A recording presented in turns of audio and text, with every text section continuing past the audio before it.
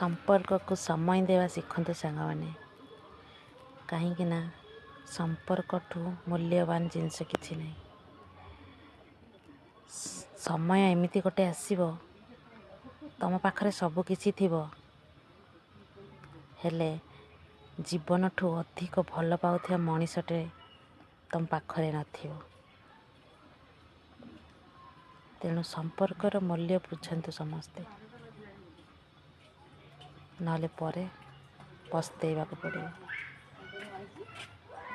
ठीक कहला सांगने जदि भल लगी थाए भिडियोटी से लोक मान पाखକୁ सेयार कर जो माने संपर्कर मूल्य बुझुना टिके टिके कथार राग रोष अभिमान कर रहुची सांग माने। जय जगन्नाथ।